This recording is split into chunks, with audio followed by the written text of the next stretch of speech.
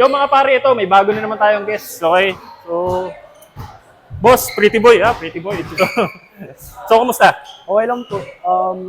Kakasimula ko lang din po mag-gym mga last week. So baguhan ka. Pero may idea ka ng mga binabasa online, mga meal Opo, plan. nakikita ko din po. Nag-research ka muna bago mo gawin. Pero yung, nagkaroon ka na ba ng tunay na coach? Hindi pa po. Hindi pa. So, hindi ka rin athlete, hindi ka rin ganun. Athlete po. Anong laro mo? Basketball? Volleyball. Volleyball. So, volleyball player. So, ito, medyo kakaiba. Puro athlete yung mga na-invite natin ngayon.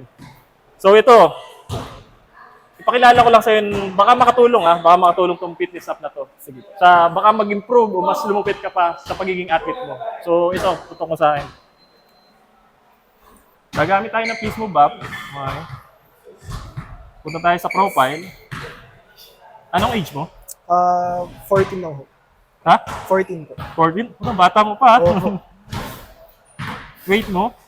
69. 69. Height mo is? 5'9 po ito. 5'9". Ilang beses ka naglalaro o kumikibo sa isang linggo? Kasama yung mga training mo? 6 days.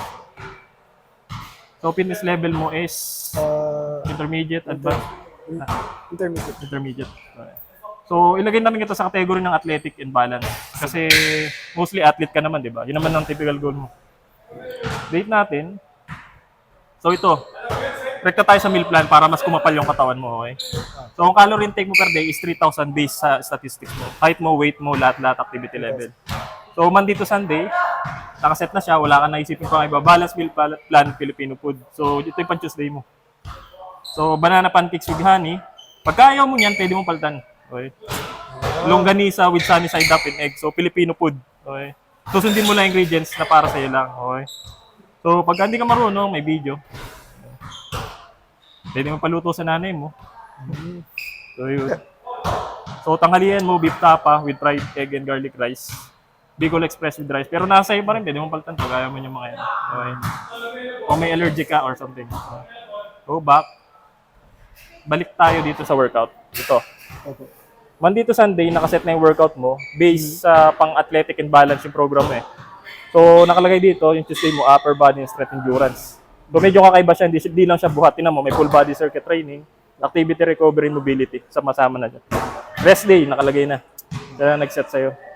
So, yung upper body mo, so, knee push-up, so, 3 sets of 10 repetition, 1 minute rest. Pag magre-rest ka, may rest timer. Tutunog yan pag habang nakapahinga ka. Tapos may video din pag di ka marunong. So, yun.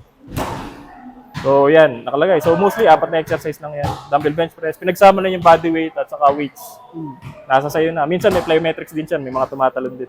May cardio din. So, lahat-lahat na yan. So, yun. Okay. Ito, magandang katanungan. So, how's that? Parang solid, parang mas lalakas ako bilang isang athlete. Oo, di ba? May typical na tinuturo ba yung mga coach mo na ganyan sa inyo? Parang wala naman po. Wala naman. Basta pinagtitrain lang kayo related sa sports. Opo. Yung strength training, medyo nade-neglect. Hindi masyadong Hindi po natuturo sa amin. Hindi natuturo. So ito, makakatulong talaga. Lalo na sa mga atleta kagaya nila na hindi tinuturuan ng tawag dito, ng mga strength, power, explosive. So iba yun eh. Nakakadagdag ng athleticism yun. Yung mga elements na yun. Pagka-atleta ka ngayon, iba yung laban ng mas malakas yung katawan mo. Mas malakas endurance, malakas yung strength, malakas tumalon, lahat-lahat. So yun lang. Bye.